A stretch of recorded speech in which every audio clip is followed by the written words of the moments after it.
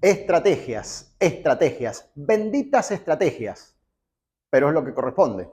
Porque más allá de una carrera de potencia, de una carrera de velocidad, es una carrera de gestión del neumático.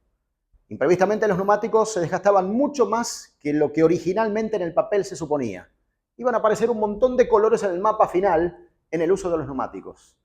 Y estaba incluso pendiente comprobar el protagonismo del neumático rojo, como acá y como acá, que es el más blando. El neumático rojo no sobraba. Si uno va a la data previa de los neumáticos disponibles para cada uno, vemos que entre los pilotos de punta, los únicos que tenían un juego de neumáticos rojos, blandos, nuevos, eran Norris, Verstappen y las dos Ferraris. Observen que Mercedes estaba en inferioridad de condiciones porque tenía 4 juegos preusados y después tenía que apelar a las gamas más duras, tanto amarilla como blanca.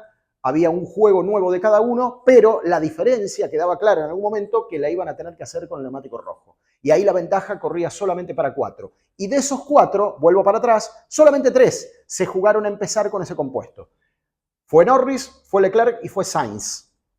Esto es lo que hizo una naturalización de la estrategia, porque si Verstappen salía con un blando usado, iba a estar menos vueltas que el blando nuevo de Lando Norris. Por eso hay 6 vueltas de diferencia entre Verstappen, que paró primero, y Lando Norris, que paró después. Los dos fueron por la gama media y cuando tuvieron que rematar con un blando, a Norris le quedaba el usado y a Verstappen le quedaba el nuevo.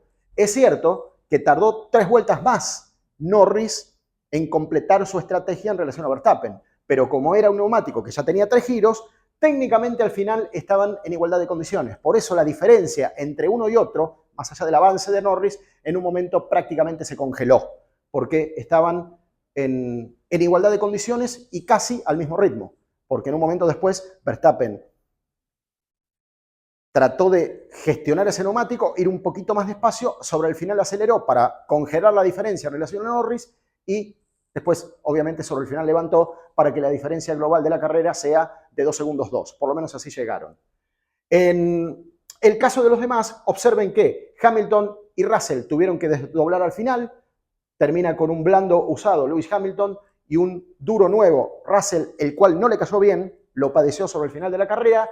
Y eso es lo que de alguna manera explica por qué en ningún momento Checo Pérez, por ejemplo, que termina en el 8º lugar, no hizo uso del neumático duro nuevo que sí tenía a jugar por este listado que nos informaba Pirelli antes de comenzar la carrera. Observen que Checo Pérez sí tenía medio nuevo, sí tenía duro nuevo, no tenía blando nuevo, entonces con alguno de estos dos compuestos posiblemente iba a tener que pasar para tener el mejor momento de la carrera. Eso no sucedió, terminó usando en la mayor cantidad de la carrera blandos usados y esto seguramente condicionaron un poco su estrategia, lo que explica que haya terminado en un pálido 8º lugar sin chances. Ahora, para que esto funcione, hay un momento donde hay que parar en el box. Hay un momento donde el paquete tiene que ser completo. Tiene que estar bien escrito en el papel, tiene que estar en la cabeza del piloto, el piloto lo tiene que interpretar en la pista, pero cuando llega el momento de parar tienen que ser eficientes, si no todo se cae por la borda. Y en el caso de la gente de Mercedes, miren cómo estuvo a punto de caerse por la borda y explica parcialmente, no en su totalidad, por qué pierde Russell. Russell en la primera parada 5-3 contra 2-3 de Lewis Hamilton. Hay 3 segundos de diferencia acá, es mucho. Cuando los dos pasaban al compuesto medio. Segunda parada, Russell 3 segundos contra Hamilton 2.2. Ahí hay 8 décimas de diferencia entre uno y otro. Acá no estamos hablando de favoritismo, de ningún mail anónimo ni encriptado, que habla de ningún tipo de sabotaje. Acá estamos hablando de números fríos y de circunstancias de carrera. Porque este 5-3 puede ser un mecánico que le erra por medio milímetro alguno de todos los movimientos que tiene que hacer y lamentablemente el reloj se dispara. Pero lo concreto es que esto lo lleva a Russell a perder 3.8 segundos.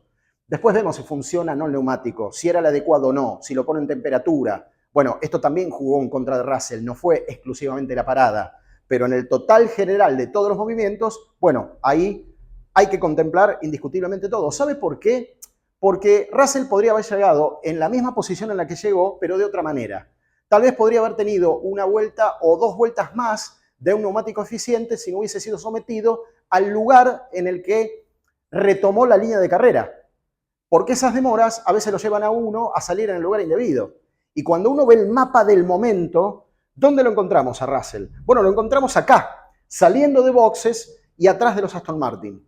Acá estaba Verstappen, Norris segundo, Hamilton tercero, Leclerc más atrás, Piastri, y aparecen los dos Aston Martin que tiraban aire sucio. Russell estaba obligado a pasarlos, independientemente de la estrategia en particular que llegaba al equipo Aston Martin y lo mal que corrieron durante todo el fin de semana. Pero es una perturbación que puede llegar a complicar un poco más la estrategia prevista, por lo menos en este caso, para el piloto británico. Y en el duelo Verstappen-Norris podemos llegar a pensar un poquito lo mismo. Tampoco es definitivo de la carrera, porque si uno analiza la diferencia de uno con otro, tampoco es lo que definió la carrera, pero podría haber cambiado sensiblemente las condiciones. Primera detención de Verstappen, 2.8 contra 2.4 de Norris. Acá gana por 4 décimas Norris, pero miren esto. Segunda detención de Verstappen, 1.9, otra vez un récord, contra 3.6 de Lando Norris. Acá tenemos un 1.7 de diferencia en una parada, es muchísimo para aspirantes al título del mundo, sobre todo en el caso de Norris. Y McLaren acá es donde vuelve a fallar, porque ya había tenido una falla en Canadá, recuerdan, ¿no? Esto es mucho, parece poco, parece rápido cambiar neumáticos en 3 segundos y medio, pero es muchísimo contra esto. Y también es muchísimo contra esto. Entonces, en el global general, vemos que Norris pierde en su totalidad, sumando las dos paradas, 1 segundo 3 en relación a Verstappen. Y esto es lo que McLaren tiene que corregir, porque contemplando lo que pasó en Canadá, ahí hay un déficit en la calle de boxes que hay que prolijar. Teniendo en cuenta incluso cómo se relanzó la última parte de la carrera de Canadá, dejándolo muy expuesto a Norris a que invadiera su posición Verstappen, cosa que en definitiva sucedió y perdió la carrera. Bueno, acá otro tanto. No es el todo, pero es una parte.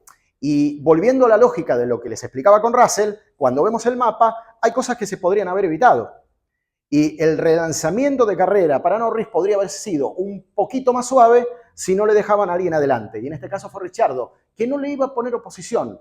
Pero insisto, es un procedimiento al que Norris se tiene que someter en esto de salir con un neumático frío, de tener que superar rápidamente un oponente, de someterse al aire sucio de ese oponente y con todos los riesgos que a veces tiene una maniobra de adelantamiento. Porque esto es como el médico cuando me dice mejor es no operar y ver qué pasa con el tratamiento. Acá todo lo que se puede evitar por los márgenes de riesgo que tiene siempre es mejor y más cuando la diferencia con Max Verstappen es tan reducida. Porque convengamos que cuando Norris sale de la calle de boxes, Max Verstappen recién estaba transitando por la curva número 1 y tal vez otra podría haber sido un poquito la historia. Tal vez Norris no ganaba, pero sí llegaba a presionarlo a Verstappen en este momento clave de la carrera. Algunos detalles y algunos apuntes de lo que significó la definición del Gran Premio de España. Un placer como siempre y muchas gracias por estar.